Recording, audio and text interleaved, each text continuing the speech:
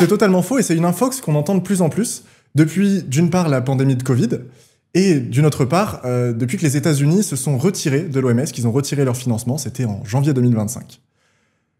Alors c'est une infox qui est propagée par 3 types de personnes. Le premier type de personnes, c'est les personnes qui finalement ne connaissent pas vraiment l'OMS.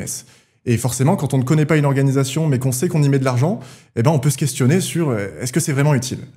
Donc, un petit rappel s'impose, l'OMS, qu'est-ce que c'est ? Eh ben, c'est une organisation qui a été fondée en 1948, au lendemain de la Seconde Guerre mondiale, et c'est le bras de santé publique de l'ONU, des Nations Unies.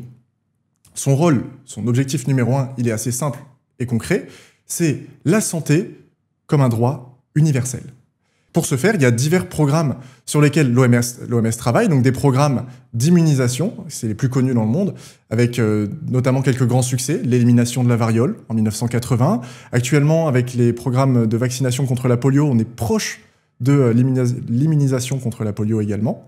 Et il y a même une étude du Lancet sortie en 2024 qui analysait ces programmes de vaccination et qui estimait que sur les 50 dernières années, ces programmes coordonnés par l'OMS, ils auraient permis de sauver 154 millions de personnes. Donc non, l'OMS n'est pas inefficace, loin de là. D'ailleurs, aujourd'hui, elle travaille sur beaucoup d'autres sujets que les questions d'immunisation ou de maladies transmissibles. On a par exemple les questions environnement-santé, parce que la pollution de l'air, ça tue et ça ne s'arrête pas aux frontières. On a aussi les questions d'IA, de numérique, parce que les données de santé, c'est précieux, c'est personnel, et actuellement, il faut se questionner sur qu'est-ce qu'on veut en faire de ces données. Ça travaille aussi sur la question de l'antibiorésistance, qui est une question pas nouvelle, mais qui grandit de plus en plus et qui pourrait devenir une des plus grandes problématiques de santé publique du monde dans les années à venir si on ne s'en saisit pas aujourd'hui et correctement.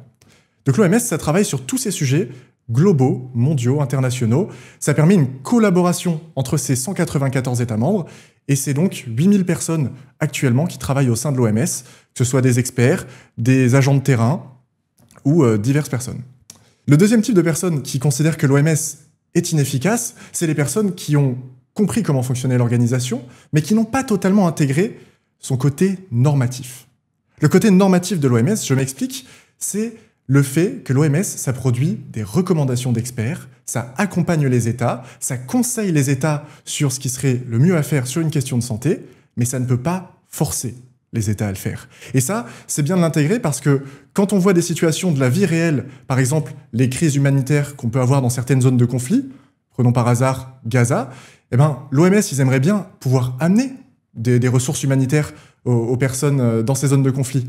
Mais s'ils ne peuvent pas rentrer, c'est parce que l'État membre, qui est souverain sur son territoire, refuse l'entrée de cette aide humanitaire. Donc, non, l'OMS n'est pas inefficace parce qu'elle ne peut pas amener de l'aide humanitaire dans un endroit où il y en a besoin. C'est tout simplement pas sa prérogative, ça n'est pas son droit au regard du droit international. Le troisième type de personnes, enfin, qui critiquent l'OMS pour son inefficacité, c'est les personnes qui ont totalement compris comment fonctionnait l'organisation, mais qui, pour une certaine volonté bien souvent politique, décident de la descendre. Et alors là, on peut se tourner vers le triste exemple des États-Unis, avec la seconde administration de Donald Trump, qui, en se retirant totalement financièrement de l'OMS, lui ont coupé déjà 20% de ses financements annuels, ce qui a donc pour impact le licenciement de 25% du personnel de l'OMS, mais pire que ça, derrière, c'est des programmes sur le terrain qui sont impactés, qui sont plus financés, et donc des dizaines de milliers de vies par an qui vont être perdues selon les dernières estimations. Donc il y a une volonté ultranationaliste aujourd'hui de certains partis, de certains pays, de se concentrer sur sa santé à soi, nationale, et de concentrer ses financements sur son pays, en disant que l'OMS elle serait inefficace, alors que c'est factuellement faux, puisqu'il y a des rapports qui sont très transparents, accessibles à tout le monde, qui sont publiés très régulièrement par l'OMS sur les réseaux, sur l'état d'avancement de ces programmes. Ça nous amène à notre conclusion, qui est qu'aujourd'hui, de dire que l'OMS est inefficace ou inutile, c'est soit une méconnaissance de l'organisation, soit une incompréhension de son fonctionnement, soit, dans le pire des cas, un mensonge qui a pour objectif de descendre la structure. Il ne faut pas se laisser avoir, parce que n'oublions pas qu'aujourd'hui, dans un monde de plus en plus mondialisé, de plus en plus international, notre santé n'a jamais été aussi connectée à la santé du reste du monde. On ne peut plus aujourd'hui penser que avec seulement nos politiques publiques nationales de santé, on va pouvoir être préservé de tout ce qui se passe. Et ça, la pandémie de Covid nous l'a bien montré, mais pourtant certains semblent l'avoir oublié.